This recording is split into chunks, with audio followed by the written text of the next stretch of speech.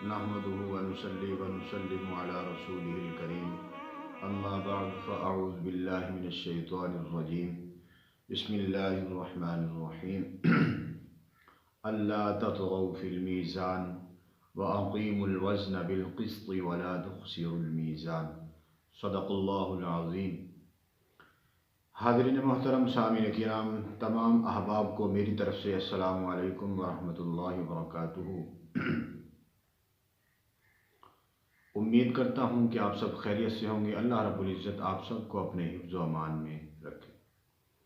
حاضرین محترم، آج میں آپ کو ایسی باتوں سے آگاہ کرنا چاہوں گا کہ وہ باتیں بہت سوں کے لیے نئی ثابت ہوں گی، اور اللہ رب العزت ہمیں ان باتوں سے بچنے کی بھی توفیق عطا فرمائے۔ یہ باتیں بڑی غور سے آپ سنیں گے، یہ ہم سب کے لیے بہت اہم باتیں ہیں۔ اب قرآن مجید فرقان حمید کی جو آیے کریمہ میں نے آپ کو تلاوت کی، پہلے اس کا ترجمہ سماعت فرما لیں۔ اللہ رب العزت نے فرمایا کہ اللہ تطغوا فی المیزان۔ ترجمہ یہ ہے کہ ترازو میں بے اعتدالی نہ کرو، ترازو میں بے اعتدالی نہ کرو، کہ تولنے میں ناانصافی نہ کرو۔ مطلب یہ ہے کہ تولنے میں ناانصافی نہ کرو۔ اس سے آگے والی آیت کہ وَأَقِيمُوا الْوَزْنَ بِالْقِسْطِ وَلَا تُخْسِرُوا الْمِيزَانَ، اس آیت میں اللہ رب العزت نے ارشاد فرمایا اور انصاف کے ساتھ تول قائم کرو اور وزن نہ گھٹاؤ، یعنی کہ ناپ تول جو ہے وہ پورا کرو اور اس میں کمی نہ کرو۔ اب یہ قرآن مجید کی آیتیں تھیں جو میں نے آپ کو پڑھ کر سنائیں، کہ جس کا ترجمہ آپ نے سماعت فرمایا، کہ جس میں اللہ رب العزت اپنے بندوں کو یہ فرما رہا ہے کہ اے میرے بندو، اللہ تطغوا فی المیزان، کہ تولنے میں ناانصافی نہ کرو، ناانصافی نہ کرو، تولو تو برابر تولو جی۔ وَأَقِيمُوا الْوَزْنَ بِالْقِسْطِ وَلَا تُخْسِرُوا الْمِيزَانَ، اور انصاف کے ساتھ تول قائم کرو اور وزن کو کم نہ کرو۔ یہ قرآن کا حکم ہے۔ اب جو اس کے خلاف کرتے ہیں، ناپ تول میں کمی پیشی کرتے ہیں، تو وہ اس قرآنی آیت کے خلاف عمل کر رہے ہیں، حتیٰ کہ وہ اپنے آپ کو مسلمان کہلوانے والے ہوتے ہیں کہ ہم مسلمان ہیں، تو نہ جانے وہ کیسے مسلمان ہیں کہ وہ قرآن کے ان احکام پر عمل نہیں کر رہے ہوتے۔ اب میں حدیث پاک کی طرف آ رہا ہوں۔ حضرت قتادہ رضی اللہ تعالی عنہ صحابی رسول ہیں، تفسیر طبری میں اللہ تطغوا فی المیزان اس آیت کے تحت فرماتے ہیں کہ اے انسان، تو دوسرے کے ساتھ اسی طرح انصاف کر، دوسرے کے ساتھ اسی طرح انصاف کر جس طرح تجھے پسند ہے کہ تیرے ساتھ انصاف ہو، تیرے ساتھ انصاف ہو، تو پھر دوسروں کے ساتھ بھی ویسا ہی انصاف کر۔ آگے فرمایا اور تو دوسروں کو اسی طرح پورا پورا ناپ تول کر دے جیسے تجھے پورا پورا ناپ تول کر لینا پسند ہے۔ اگر تجھے ناپ تول کر لینا پسند ہے تو پھر جب تو دے تو پھر تو اس وقت بھی تو ناپ تول کر دے جی۔ آگے فرمایا ایسا کیوں کرو، کیوں کہ عدل و انصاف ہی سے لوگوں کے حالات درست ہوں گے۔ ہمارے حالات جو درست نہیں ہیں، وہ اسی وجہ سے ہمارے حالات درست نہیں ہیں۔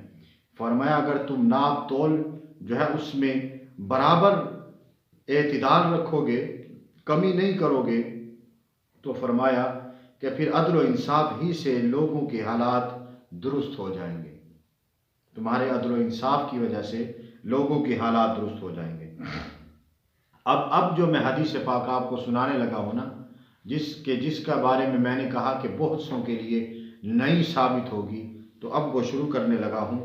یہ حدیث پاک جو ہے حوالہ سماعت فرما لیں، ابن ماجہ شریف کتاب الفتن میں یہ روایت موجود ہے، ابن ماجہ شریف کتاب الفتن۔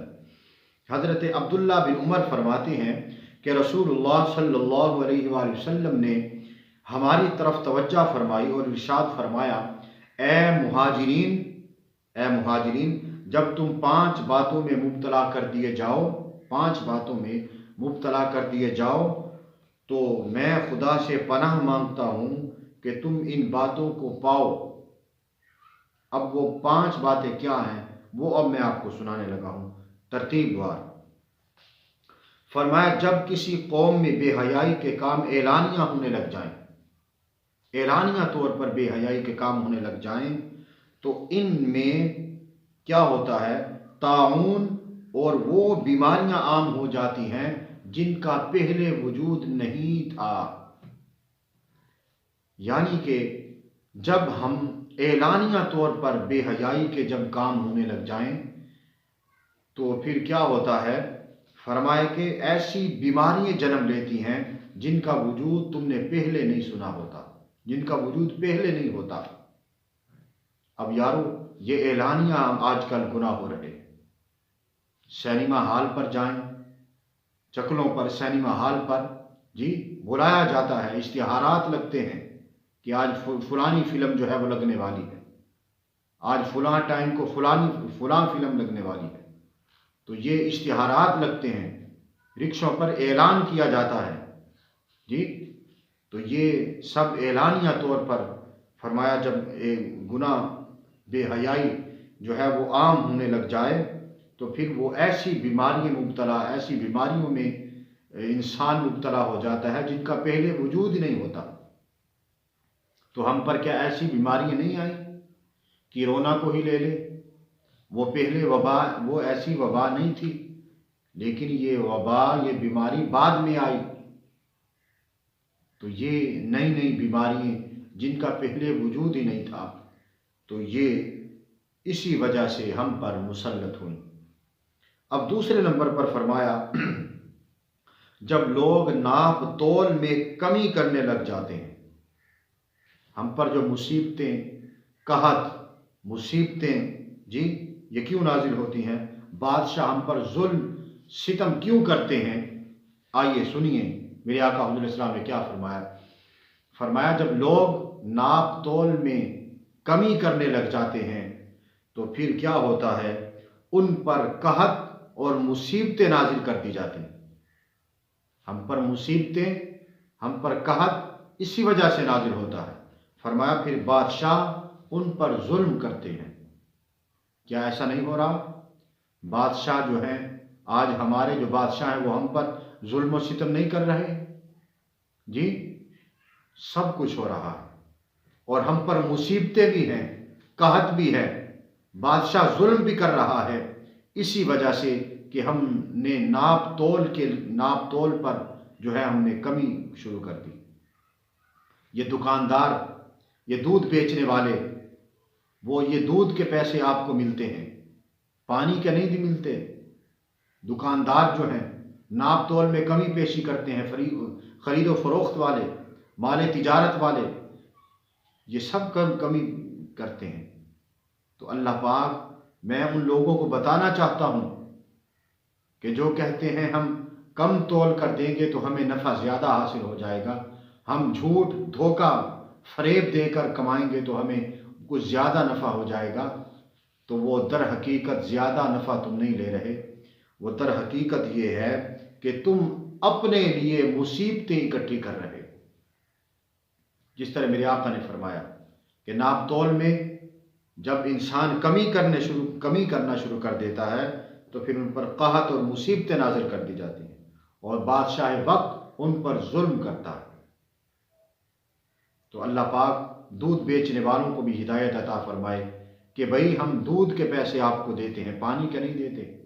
اور دکاندار، خرید و فروخت، مال تجارت، یہ سب اللہ پاک انہیں ہدایت عطا فرمائے کہ جو جھوٹ بول کر، پیسوں کی لالچ کی وجہ سے جھوٹ بول کر جو ہے وہ مال فروخت کرتے ہیں اور مال بیچتے ہیں جھوٹ بول کر، یہ حرام مال کماتے ہیں، ناپ تول میں کمی کرتے ہیں، ناپ تول میں کمی کرتے ہیں۔ اور ہم نے جو انٹرنیٹ فیس بک پر جن کا تعلق تھوڑا بہت رہتا ہے وہ جانتے ہیں کہ کس طرح جو ہے وہ ان کو جو ان کے چھپے ہوئے کارنامے ہیں ان کو کس طرح ظاہر کرتا ہے۔ تو یہ اللہ پاک انہیں ہدایت عطا فرمائے۔ اب اسی طریقے سے تیسرے نمبر پر یہ کہ جب لوگ زکوٰۃ کی ادائیگی کو چھوڑ دیتے ہیں، لوگ زکوٰۃ کی ادائیگی کو چھوڑ دیتے ہیں تو اللہ تعالی بارش کو روک دیتا ہے۔ آج زکوٰۃ دینا، میں ذمہ داروں کو کہہ رہا ہوں، خدا را زکوٰۃ میں کمی نہ کیجیے۔ زکوٰۃ جتنی مقرر کی گئی ہے اتنی آپ دیں۔ اگر آپ اپنی عشر زکوٰۃ مکمل نکالیں تو آپ کے گلی محلے میں کوئی شخص غریب نہیں رہے گا۔ لیکن یہ ہمارے ذمہ دار لوگ یہ پوری زکوٰۃ نکالتے ہی کہاں ہیں، یہ عشر پورا نکالتے ہی کہاں ہیں۔ تو فرمایا اگر تم سمجھتے ہو کہ تمہارا مال کم ہو جائے گا، حدیث پاک میں ہے جب تم زکوٰۃ دیتے ہو تو تمہارے مال میں برکت ہو جاتی ہے۔ وہ کیسے؟ چوری سے بچ جاتا ہے، جلنے سے بچ جاتا ہے، ڈوبنے سے بچ جاتا ہے، وہ اللہ کے امن میں آ جاتا ہے تمہارا پیسہ۔ لیکن ہم سمجھتے ہیں کہ شاید وہ کم ہو رہا۔ تو فرمایا اگر زکوٰۃ کی ادائیگی چھوڑ دیتے ہیں لوگ تو اللہ تعالیٰ بارش کو روک دیتا ہے۔ اب آپ کہیں گے بارش تو ہم پر رکی تو نہیں ہے، وہ تو ہوتی بھی ہے جب موسم آئے تو سن لو وہ کیوں ہوتی۔ فرمایا اگر زمین پر چوپائے نہ ہوتے زمین پر تو آسمان سے پانی کا ایک قطرہ بھی نہ گرتا۔ آسمان سے زمین پر ایک قطرہ بھی پانی کا نہ گرتا۔ یہ چوپائے اگر زمین پر نہ ہوتے، یہ چوپاؤں کی وجہ سے جو ہے ہم پر تھوڑی بہت جو بارش ہوتی ہے یہ ان کی وجہ سے ہوتی ہے۔ فرمایا اگر زمین پر چوپائے نہ ہوتے تو آسمان سے پانی کا ایک قطرہ بھی ہم نہ گراتے۔ تو حاضرین محترم، اب چوتھے نمبر پر فرمایا جب لوگ اللہ تعالیٰ اور اس کے رسول کے عہد کو توڑ دیتے ہیں تو اللہ تعالیٰ ان کے غیروں میں سے دشمن کو مسلط کر دیتا ہے اور وہ ان کا مال چھین لیتا ہے۔ کہ یہود و نصارہ ہمارے دشمن نہیں؟ کہ قادیان ہمارے دشمن نہیں؟